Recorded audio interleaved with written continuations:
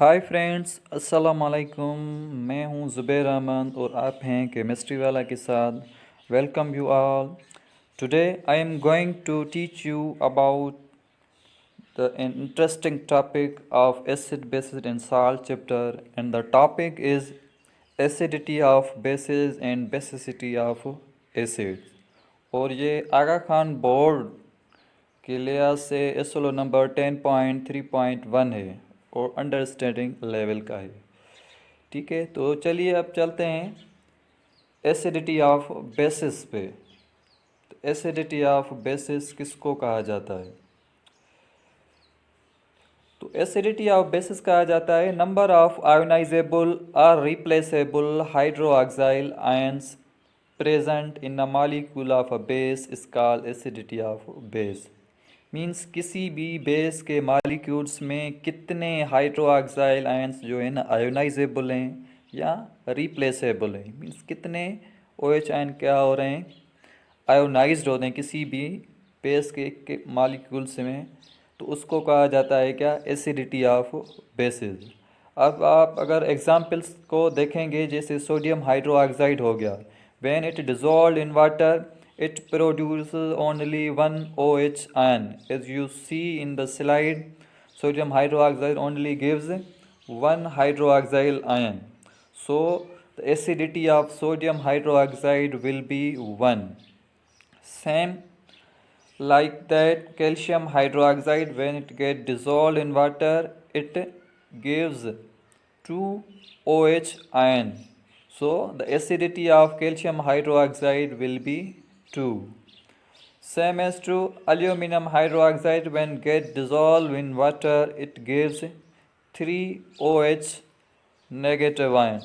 So the acidity of aluminum hydroxide will be 3. So on the basis of acidity, bases are classified as monoacidic base, diacidic base and triacidic base. The base whose acidity is 1, as you see in the example sodium hydroxide, whose acidity is 1. So you may say that sodium hydroxide is monoacidic base because it has one acidity, and calcium hydroxide has acidity 2, so it is so called diacidic base. इसे हम क्या कहेंगे, डाएसिडिक base कहेंगे, क्योंकि इसकी जो acidity है वो कितनी है, 2 है। तो इस एसिडिटी के बुनियाद पे ही जो है ना इनकी कैटेगराइज किया गया है बेसिस को, मोनोएसिडिक बेस, डाएसिडिक बेस एंड ट्राएसिडिक बेस। तो एल्यूमिनियम हाइड्रोक्साइड किस कैटेगरी में आएगा, ट्राएसिडिक बेस में। क्यों आएगा, क्योंकि इसकी जो एसिडिटी कितनी है, 3 है, that's why it is triacidic base. Clear? Now I am coming towards the basicity of acids. So first of all, you must have knowledge about the basicity of acids.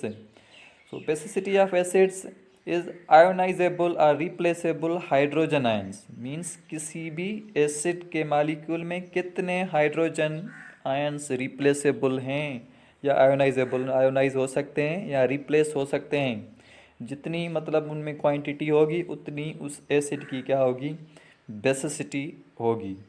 अब नीचे एग्जाम्पल आप देख सकते हैं, जैसे हाइड्रोब्रोमिक HBr एसिड है, जब ये वाटर में डिज़ोल्व होगी तो इसमें कितने हाइड्रोजन आयंस प्रोड्यूस करेगी इसका एक molecule, only 1 hydrogen.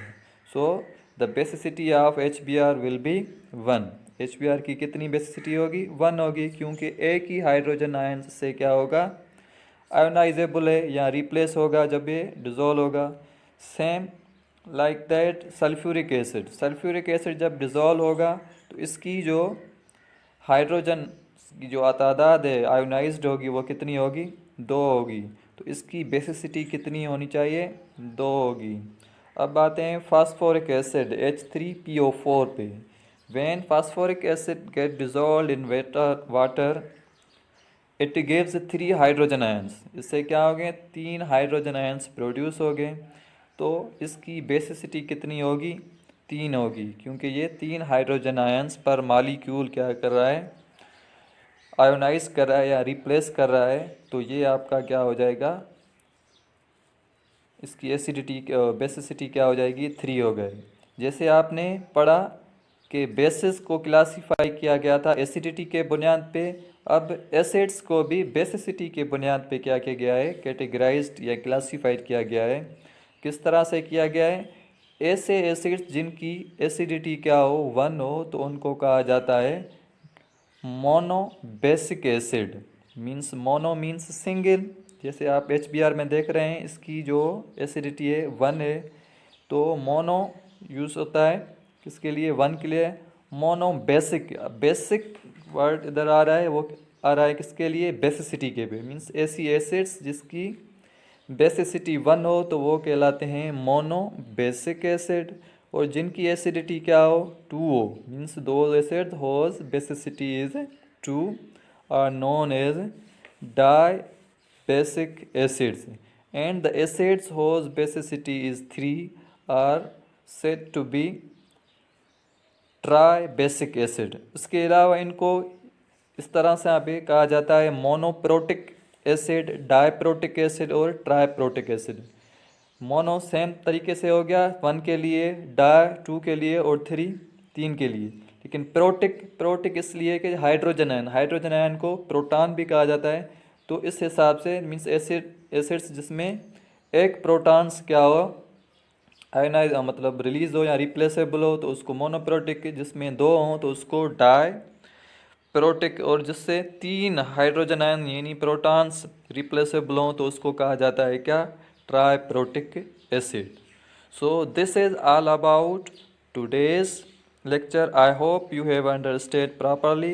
If you have any question, please write in comment box, and don't forget to like and subscribe my YouTube channel and press the bell icon for more videos.